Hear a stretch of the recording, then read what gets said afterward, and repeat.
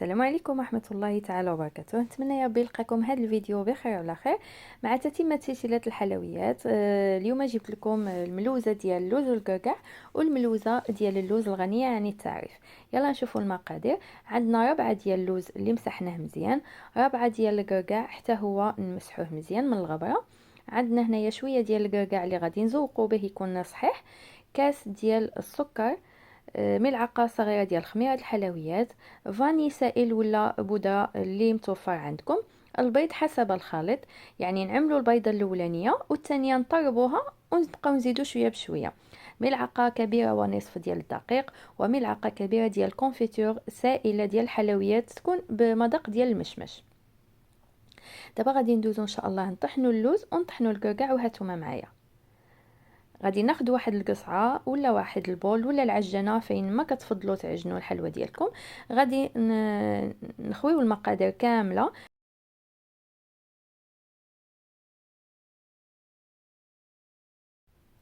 وملي تكونوا كطحنوا اللوز والكركاع حاولوا ما تطحنوهش بزاف حتى يتعلق، يعني خليوه مسمد.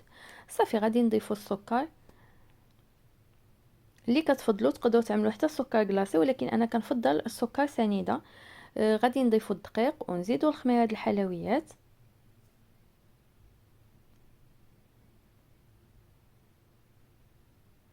وفاني. تقدروا تنسموا حتى بالقرفه ولا بمحكوك ديال الحامض ولا ديال البرتقال. انا كنفضل هاد الملوزه خصيصا ديال الكركاع تبقى بالمذاق ديالو، يعني كنضيف غير فاني باش كيعزز لنا المذاق، وكنعمل هنايا ملعقه كبيره ديال الكونفيتور ديال المشمش. وإلا بغيتو تعلكوها بالجلوكوز حتى هو مزيان. صافي غادي نلبي داك المقادير مع بعضيتها، وغادي نضيف بيضه كامله في الاول. من بعد غادي نبدا نخلط الخليط ديالي، وعاد غادي نزيد شويه بشويه البيض. انا خدت مني هاد الخليط هذا دالي جوج ديال البيضات متوسطين الحجم، ماشي كبارين بزاف وماشي ستيتوين.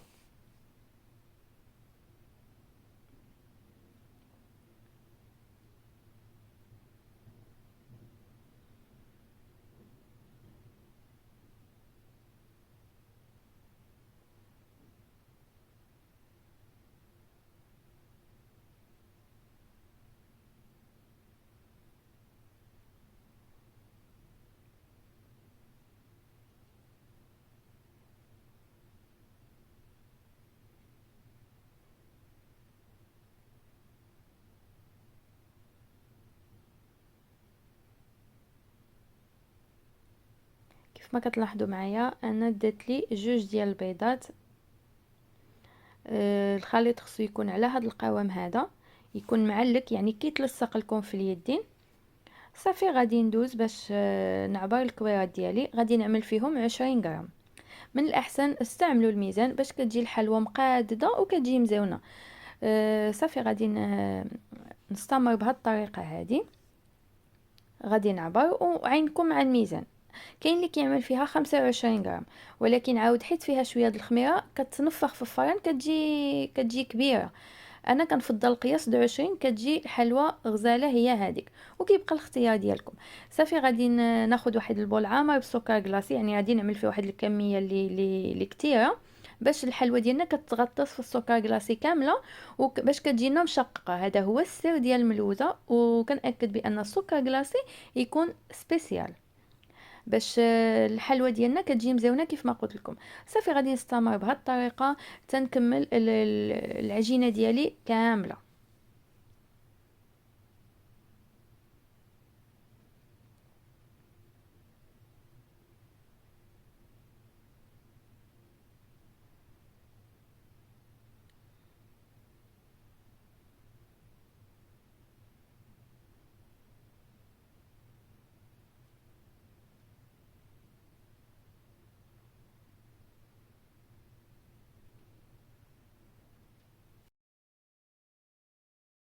كيف ما كتلاحظوا معايا ملي كنكور الحلوى ديالي كنعملها في السكر كلاصي، كنغطيها مزيان. يعني هذا هو السر ديال التشقق ديال الملوزه، يعني خصها تغطى مزيان بالسكر كلاصي. و... والسكر كلاصي يكون سبيسيال. كنقولها وكنعاودها وكنأكد عليها حيت جربت بالعادي وجربت بالسبيسيال، ما عنده حتى شي علاقه، يعني سبيسيال كيطلع الملوزه اللي مزيونه بزاف. واللي ما عنده شي سكر كلاصي سبيسيال مثلا ما كانش متوفر عنده في ديك الساعه، ياخذ السكر العادي ماشي سبيسيال، سكر كلاصي العادي، يغربلو ياك، يغربلو وعاد يزيد عليه واحد مغروفه كبيره ديال مايزينا على حسب الكميه. عاود سكر كلاصي كنتو عاملين مثلا نص كيلو، عملوا واحد مغروفه كبيره ونص ديال مايزينا، حتى هي كتخليها كتساعدها شويه باش تشق. صافي غادي نستمر بهذه الطريقه. ناخذ الحلوى ديالي من تحت اللي تكون عامره بالسكر كلاصي، ونحطها في الصينيه ديال الفرن اللي تكون مفرشه بوراق الطهي. في هذه اللحظه هذه كنسخن الفرن ديالي على 200 درجه ولا 210، كنخليه حتى يسخن. عاد كندخلوا اللاطه. ملي كندخلوا لاطه الفران كنحطوها الفوقي في الطبقه الفوقانيه واحد 5 دقائق حتى ل6 دقائق ماكسيموم. من بعد كنهبطوها لتحت، كنخليوها كذلك واحد 6 دقائق. نتوما كتعرفوا ملوزه ما خصهاش تدي طياب بزاف، يعني ماكسيموم ديالها في الفران واحد 12 دقيقه حتى 13 دقيقه. ودابا غادي ندوزو باش نصايبوا الملوزه ديال اللوز. غادي ناخذوا ربعه ديال اللوز اللي يكونوا فسخناه وخليناه ينشف ليله كامله. 100 غرام سكر كلاصي، تقدروا تزيدوا تقدروا تنقصوا. عندنا حبه ديال اللوز اللي نزوقوا بهم ان شاء الله. ملعقه صغيره مملوءه ديال الخميره د الحلويات. مبشور حامضه، تقدروا تعملوا مبشور ديال البرتقال. وملعقه صغيره ديال الكونفيتور ولا تعملوا جليكوز. غادي ندوزو نطحنوا اللوز ديالنا الطحنه الاولى، كيجي على هذا الشكل هذا.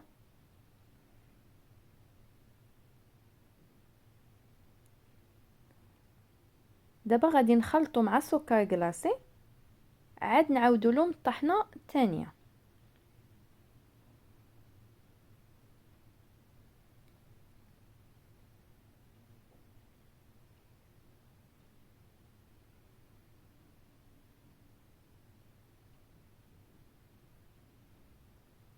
غادي نخلطو هاد العناصر بجوج مزيان مع بعضيتهم ونطحنوهم، وكيجي على هاد القوام هذا.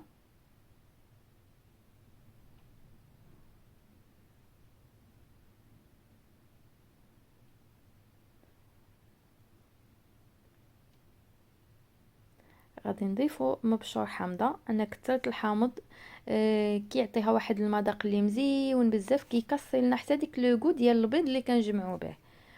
غادي نزيد ملعقه ديال الكونفيتور، ونزيدو الخميره ديال الحلويات، وغادي نضيف عليهم غير بيضه وحده. يعني عندي غير 4 ديال اللوز، بيضه كانت كافيه باش تجمع لي الخليط ديالي ويكون على القوام اللي انا باغاه. صافي هذا هو القوام اللي باغا في هذه الملوزه هذه. غادي ناخذ واحد زليفه نعمل فيها ماء الزهر، حيت العجينه كتلصق بزاف في اليدين. صافي غادي نعمل فيهم القياس ديال 20 غرام كيف ما عملنا في الملوزه ديال الكركاع. كيجيني هذا هو الوزن المثالي للملوزه، حيت فيها داك الخميره، ومع كتدخلنا الفران كتزيد تشاق تبارك الله، وكتزيد تهبط شويه. يعني 20 غرام كتكون كافيه بالنسبه لي انا. هو هذا الوزن اللي كنعتمد عليه في الملوزات ديالي.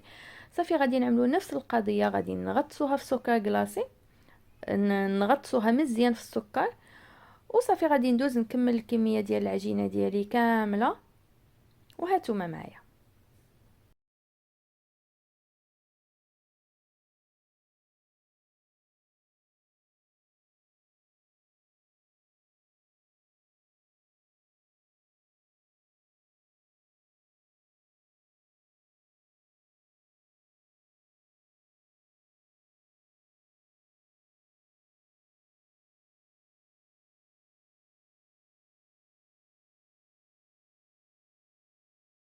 من بعد ما كملت الكميه كامله ديال العجينه، غادي ندوزو نبداو من اللي حطيت من تحت.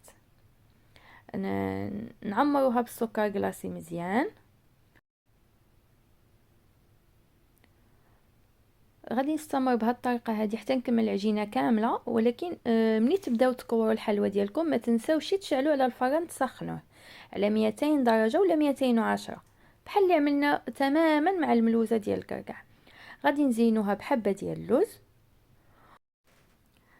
ودابا اجيو تشوفوا معايا النتيجه النهائيه. ما شاء الله طلعت واحد الملوزه ديال الكركع والملوزه ديال اللوز لذيذه لذيذه لذيذه بزاف. وواحد التعليقه ما نعاود لكمش، هي الفيديو هو موضح راسو.